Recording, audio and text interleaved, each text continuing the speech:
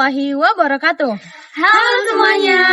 Perkenalkan, kami dari kelompok 4 dengan saya sendiri, Putri Salehah Rumahorbo. Saya Resti Fadiza Nazwa. Saya Safira Aulia Mirja. Saya Syifa Olaskia. Dan saya Siti Salma Basyira Purba. Pada kesempatan kali ini, kami akan membahas bagaimana cara menyimpan arsip dengan sistem subjek. Namun, sebelum kita memasuki pembahasan terkait penyimpanan arsip tersebut, alangkah baiknya kita mengetahui dasar-dasar kearsipan. Hal ini mencakup pengertian arsip, siklus arsip, JRA, hingga pemusnahan arsip. Dengan memahami dasar-dasar tersebut, diharapkan kita semua dapat memahami bagaimana cara menyimpan arsip dengan lebih tepat dan efektif. Selamat menonton! Pernahkah kamu berpikir bagaimana sebuah instansi dapat mengelola ribuan dokumen tanpa kehilangan satupun? Kuncinya ada pada satu hal, yaitu arsip. Secara teori, arsip merupakan rekaman kegiatan atau peristiwa dalam berbagai bentuk dokumen yang disusun secara sistematis agar dapat ditemukan kembali saat dibutuhkan. Arsip terbagi menjadi dua jenis. Yang pertama adalah arsip dinamis. Arsip dinamis adalah arsip yang masih digunakan dalam kehidupan sehari-hari ataupun dalam pekerjaan. Yang kedua adalah arsip statis. Arsip statis merupakan arsip yang memiliki nilai sejarah yang tidak lagi digunakan dalam kehidupan sehari-hari.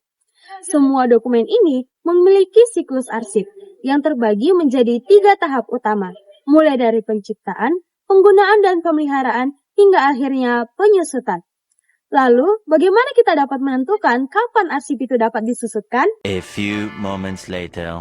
Untuk menentukan umur suatu dokumen, kita berpedoman pada JRA atau Jadwal Retensi Arsip. JRA adalah pedoman yang bersih tentang jangka waktu simpan minimum suatu arsip sebelum akhirnya dimusnahkan atau dipermanenkan. Agar arsip mudah dikelola selama masa retensinya, kita menggunakan sistem penyimpanan arsip. Ada 5 konsep utama dalam sistem penyimpanan arsip.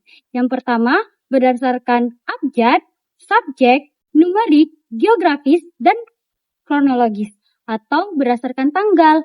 Untuk mendukung sistem ini, kita membutuhkan daftar klasifikasi, yaitu bagan yang mengelompokkan arsip berdasarkan subjek dan fungsi kerjanya, sehingga penyimpanan menjadi sangat terstruktur.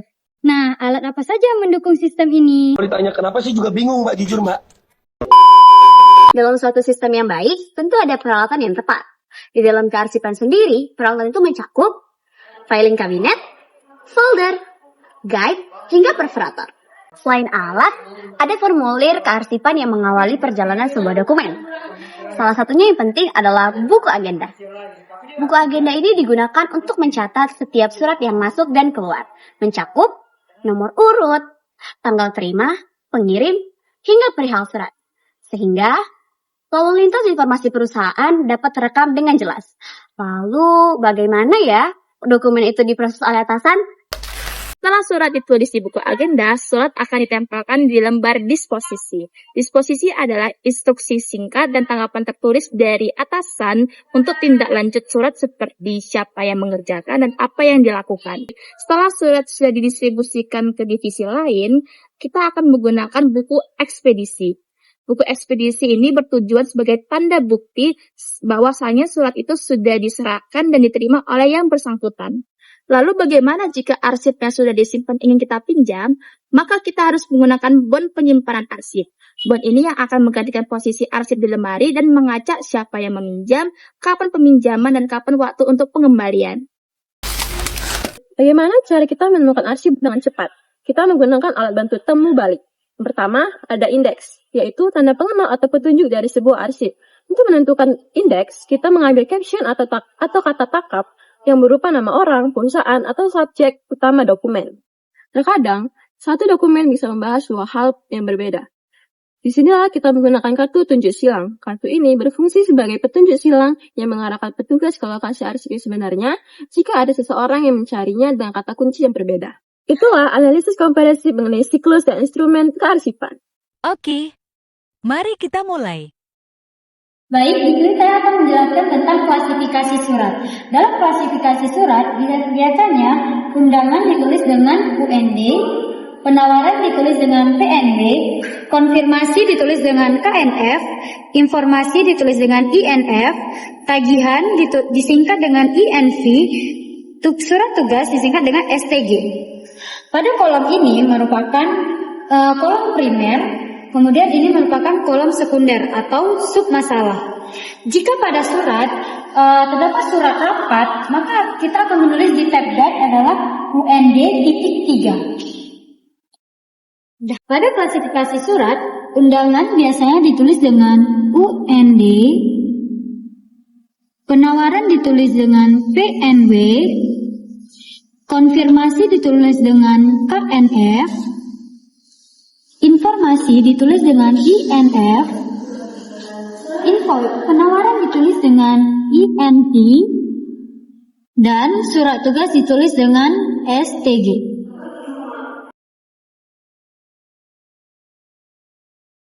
Halo semuanya, di sini saya akan menjelaskan bagaimana memilah surat berdasarkan tanggal. Di sini saya sudah memegang surat masuk. Dalam memilah surat berdasarkan tanggal yang paling benar itu adalah memilah dari yang terlama hingga terbaru. Semakin lama surat dikeluarkan, maka posisinya akan semakin di bawah pada map step factor. Dan surat yang baru saja dikeluarkan itu posisinya akan semakin di atas pada map step factor. Berikut saya akan mempraktikkan bagaimana memilah surat berdasarkan tanggal yang baik dan benar.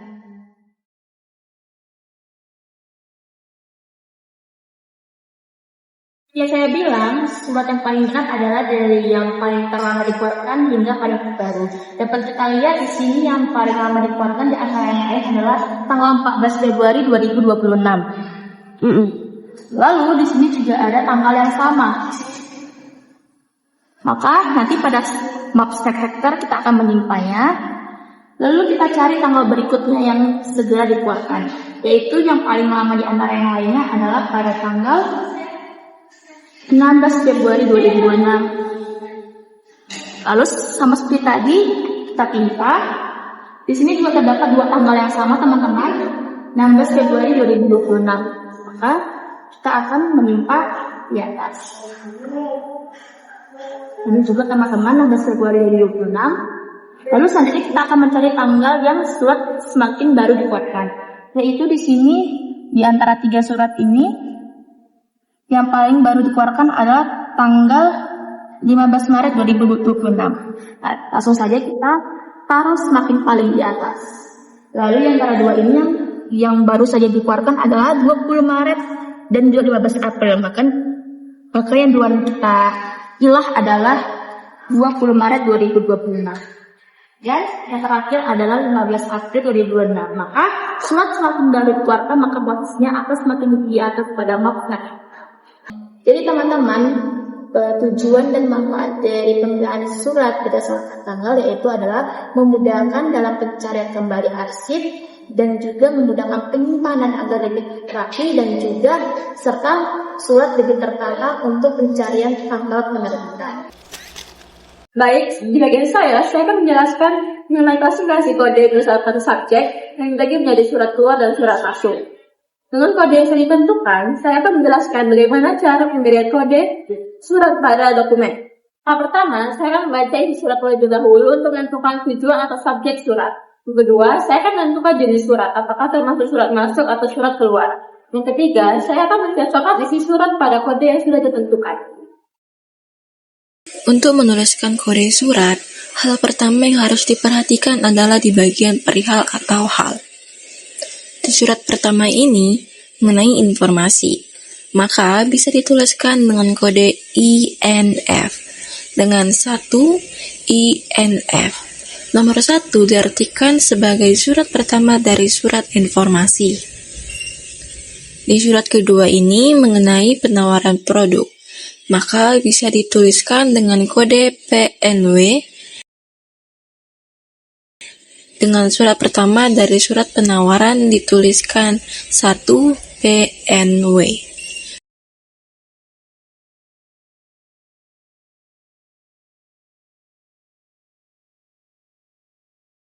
Di surat ketiga ini membahas mengenai surat tugas, maka bisa dituliskan dengan kode STG. 1 STG sebagai surat pertama dari surat tugas.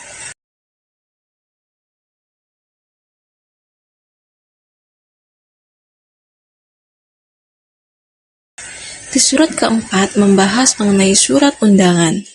Bisa dituliskan dengan kode UND.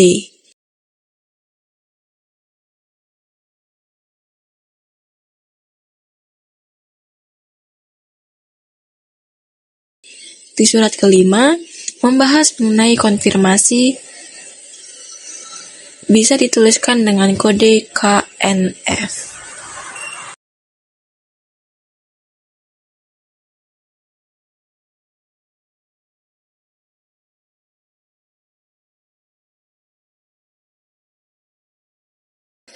Untuk surat masuk, proses pengkodeannya pada dasarnya sama seperti surat keluar. Setiap surat yang diterima akan dibaca terlebih dahulu untuk memahami isi dan perihalnya. Kemudian, ditentukan kode klasifikasi yang sesuai, seperti informasi, konfirmasi, penawaran, invoice, atau undangan. Kode tersebut dituliskan pada bagian tertentu di surat sebagai penanda untuk memudahkan pengarsipan. Dengan adanya kode ini, surat dapat dikelompokkan secara sistematis dan lebih mudah ditemukan kembali saat dibutuhkan. Jadi, meskipun berasal dari pihak luar, pengelolaan surat masuk tetap mengikuti standar yang sama agar arsip tetap rapi dan terstruktur.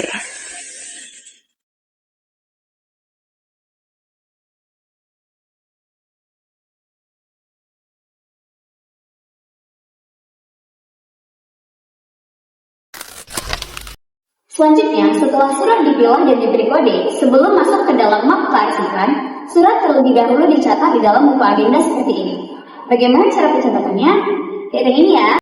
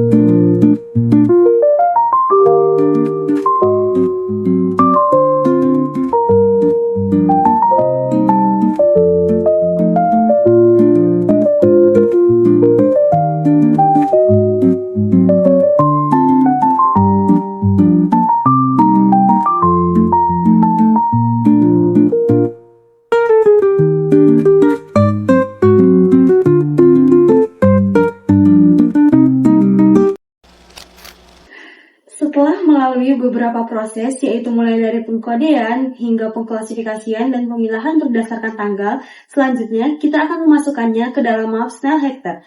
Pada kesempatan kali ini, kami membuatnya dalam sistem subjek. Jadi, mari kita mulai untuk PT Laguna Property dari bidang korporasi. Pertama-tama yang akan kita temukan dalam map Snellhector adalah nama perusahaannya dan juga tahun dari arsipnya. Selanjutnya ada klasifikasi suratnya. Kemudian, di sini kita akan membuatnya menjadi surat keluar. Berdasarkan sistem abjad bahwa surat keluar harus terlebih dahulu muncul. Kemudian, di sini kita temukan adanya pembatas, yaitu adalah surat keluar. Kita mulai untuk yang pertama. Kita ada buku agenda surat keluar, kemudian kita masuk pada INF, di mana pada sistem pengklasifikasian INF adalah informasi. Hal itu sudah kita temukan berdasarkan perihalnya, yaitu adalah informasi. Selanjutnya, KNF, yaitu untuk konfirmasi. Ini adalah surat konfirmasi seperti yang tertera pada bilang halaman, yaitu adalah konfirmasi. Selanjutnya, PNW, di mana PNW ini adalah penawaran. Pada perihalnya adalah bagian penawaran produk. Kemudian, STG. STG ini memiliki arti yaitu surat tugas. Seperti yang kita lihat, ini adalah surat tugas dari PT Laguna untuk para pekerjanya. Kemudian UND, artinya adalah undangan. Di sini berisi undangan untuk turnamen persahabatan bulu tangkis untuk mempererat hubungan dari antara para pekerja di PT Laguna. Selanjutnya, kita masuk ke surat masuk. Di sini kita harus membuat pembatasnya untuk surat masuk. Kemudian ada buku agenda surat masuk, di mana semua surat yang akan dimasukkan ke dalam Mapsnel Hektar akan ditulis terlebih dahulu di buku agenda. Kita masuk ke bagian INF ataupun itu invoice. Invoice ini bisa kita lihat pada bagian perihalnya, yaitu adalah invoice pembayaran yang akan dilakukan oleh PT Laguna. Kemudian ada INF, artinya adalah informasi. Bagian perihal sudah menerangkan bahwa ini adalah informasi mengenai pengembangan. Selanjutnya KNF adalah konfirmasi. Bagian perihal berisi mengenai konfirmasi pesanan alat elektronik dari PT Laguna. Kemudian ada PNW, yaitu adalah penawaran. Pada bagian perihal kita melihat bahwa ini adalah penawaran jasa untuk yang diberikan dari PT Desain Kreatif Indonesia kepada PT Laguna. Yang terakhir adalah undangan surat masuk. Kita dapat melihat perihalnya, itu adalah undangan pameran properti. Demikianlah dari kami mengenai bagaimana cara menyimpan ataupun cara mengarsip menggunakan sistem subjek. Terima kasih.